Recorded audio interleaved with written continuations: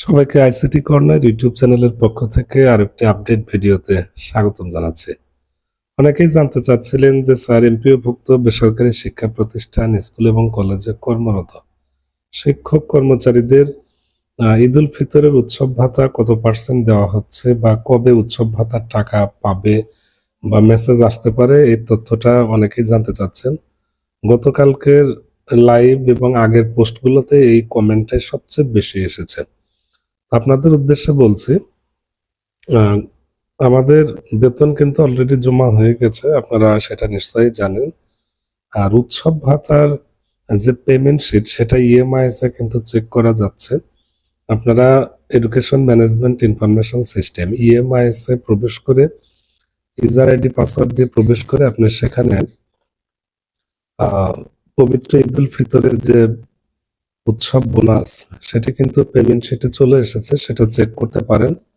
আমরা ইতোমধ্যে সেটা চেক করেছি, আপনারা হয়তো অনেকে সেটি দেখেছেন। তবে চলতি সপ্তাহের মধ্যেই উৎসব ভাতার মেসেজ কিন্তু আসতে পারে।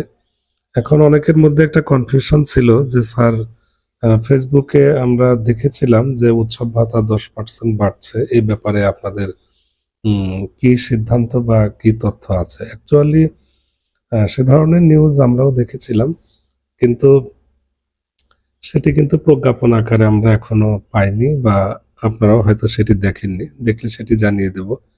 সেখানে উৎসব ভাতা দেওয়ার ব্যাপারে একটা প্রাথমিক সিদ্ধান্ত ছিল যে এমপিওভুক্ত শিক্ষক কর্মচারীদের উৎসব ভাতা 10% বাড়ালে প্রায় 150 থেকে 200 কোটি টাকা অতিরিক্ত লাগবে।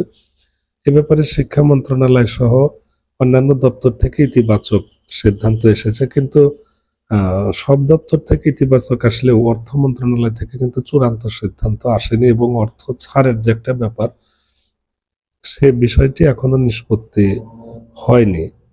সুতরাং আমরা এই ঈদে উৎসব ভাতা কিন্তু 50% হারেই পাচ্ছি। আমরা পেমেন্ট শিট চেক করার পর দেখেছি যে উৎসব ভাতা ঠিক 50% হারে আমাদের অ্যাকাউন্টে কিন্তু জমা হবে এবং কার কত উৎসব ভাতা 50% হারে সেটি মূলত আমরা চেক করে পেয়েছি। সুতরাং আম এখন 10% যে বর্ধিত হবে সেটা এই মাস থেকে আপনারা নাও পেতে পারি।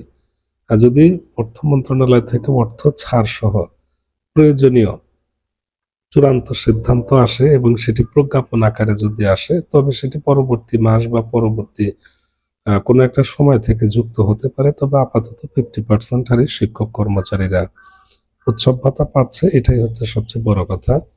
আর এই উৎসব ভাতার মেসেজটি কবে আসতে পারে? আমরা যতটুকু ধারণা করতে পারি সেটি হলো চলতি সপ্তাহের মধ্যে, আশা করছি বৃহস্পতিবারের মধ্যেই শিক্ষক কর্মচারীদের স্ব অ্যাকাউন্টে উৎসব ভাতার যে মেসেজ সেটি কিন্তু চলে আসতে পারে। ঠিক আছে, এটাই হচ্ছে ব্যাপার। আর আমাদের আসলে উৎসব ভাতা 60% না হয়ে 100% হলে সেটা সবচেয়ে ভালো হয়।